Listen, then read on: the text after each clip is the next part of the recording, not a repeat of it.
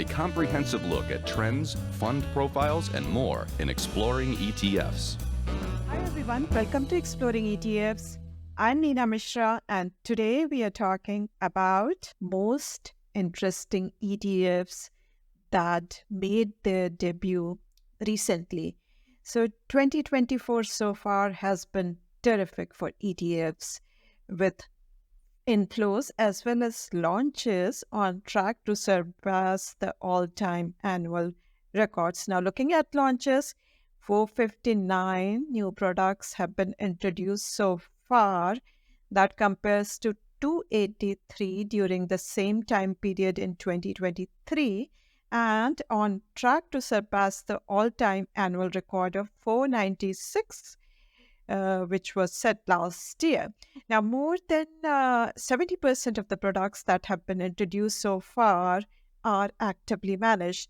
Now, most of them are not traditional actively managed, like stock picking by active managers, but many of them have options-based strategies either to generate high income. There are many buffer or defined outcome ETFs that are also actively managed and use derivatives. And there are many single stock ETFs also which use derivatives. So these are the areas which have been seeing a lot of growth and some very interesting new strategies. ETFs products have made their debut recently, and the main reason is that as I mentioned, that easy ideas have already been taken. So for newer providers, for newer products to compete with those giants, it's just not possible. So they try products which are more interesting and which may resonate with investors, and some of them will, some of them may not, and probably a handful may close also. Now let's take a look at some ETFs that caught my eye. So the first one I wanted to highlight, it is by Rob Arnott of Research Affiliates. Rob is known as godfather of smart beta, and his firm Research Affiliates is behind many popular smart beta ETFs, but this is the first ETF that they are launching directly. This basically holds companies that have been deleted recently from market cap weighted indexes. And their research shows that these companies that have been booted out of those indexes, they tend to outperform the Russell 2000 value index. Let's go to the quote page on Zacks.com. Using the link, you can go to this particular ETF, RAFI indices webpage, and there is a white paper also. If you are interested, you can take a look at, read that white paper by Rob Arnott.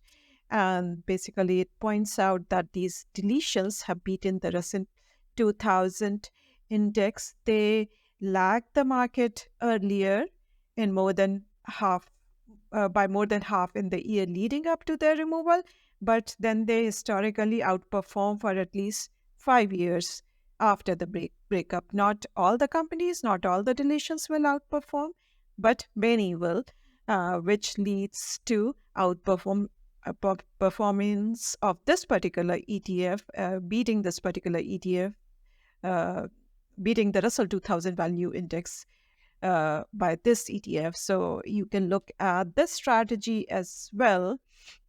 So basically, deletions from S&P 500 and Russell 1000 indexes, and companies that do not rank in these by market cap, or deletions which are results of any corporate action. Then bottom 20% of these companies are removed and rest are equally weighted. If you want to look at the current holdings, this is what the ETF currently holds: Lumen Technologies, Denali Therapeutics, Omnicell, Sirius Holdings, etc. And the Expense ratio will be 39 basis points, but currently it is waived and charges just 9 basis points. The ticker symbol is easy to remember. Next, the second ETF that I'm highlighting is ER Shares Private Public Crossover ETF. X over is the ticker. This actually is a conversion. So it was ENTR before 29th of August.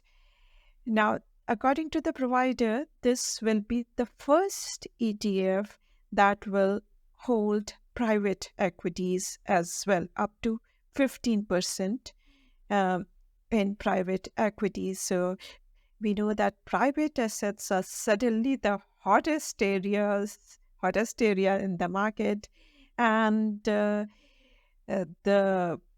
brightest minds which are working for the biggest ETF providers, they are trying their best to bring private assets in ETF wrappers to retail investors. And it's not easy. It's not easy at all, because ETFs have daily liquidity. They trade intraday trading, so they trade throughout the trading session, and they trade very, very close to their NAVs. On the other hand, these private assets are illiquid and they are valued infrequently, and so that is why they are not well suited for the ETF model. But as I mentioned, providers are trying. We saw an interesting filing by State Street in partnership with Apollo recently that will bring private credit to ETF investors. Since this particular ETF is a change, so I didn't see a lot on the website. So before we go to the website, it currently has 90 million in asset because it is an older ETF and expense ratio of 75 basis points. So let's go to the web page. You can use the link on Sachs.com. So you can read about the strategy, what it aims to do. There's not a lot mentioned about how they are going to value those private securities. So it remains to be seen how exactly this ETF will work if it holds those private equities. And Currently, I notice that the ETF has these top holdings. So this is a large cap growth ETF, which holds most entrepreneurial companies, including Meta, Nvidia, Oracle, Alphabet, Salesforce, etc.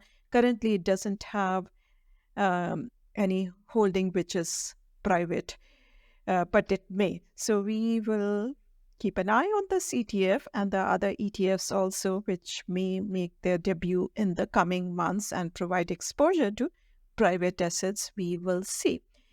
Now, the third ETF that I'm highlighting is the most volatile product in the ETF market, according to Bloomberg Intelligence.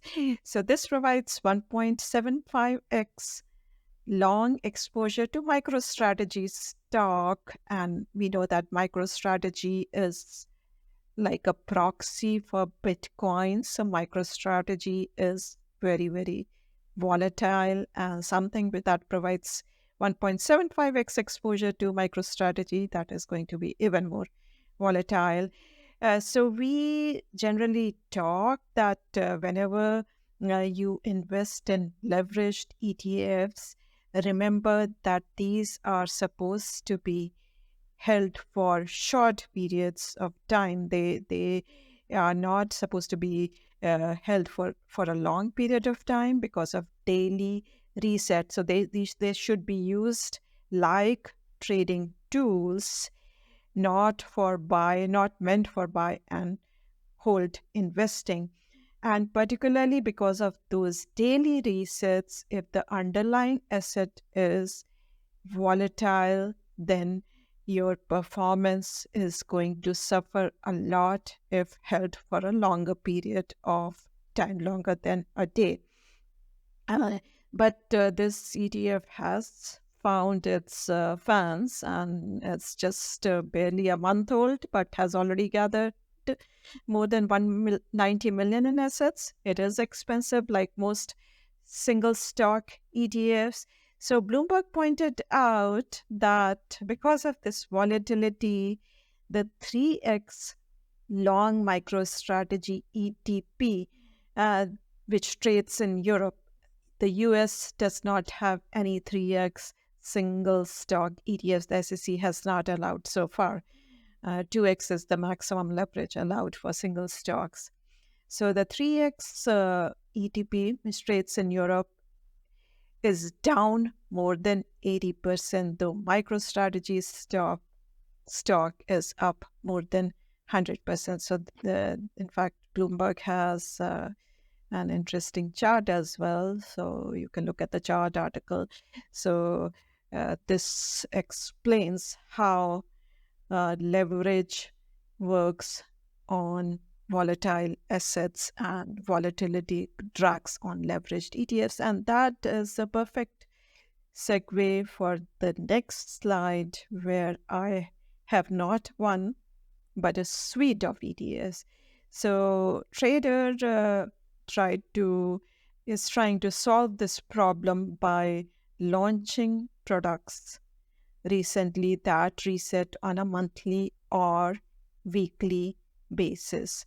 So they recently launched 6 ETFs that provide 2x exposure to SPY, QQQ, and the semiconductor stocks ETF.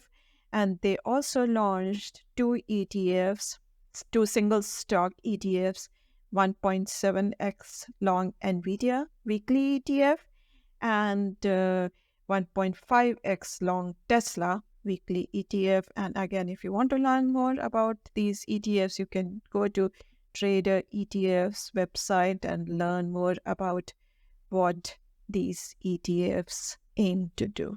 Thanks for watching. Make sure to check out zacks.com/promo for an interesting offer. Make sure to subscribe to our YouTube video channel so that you do not miss anything. And I'll see you next week.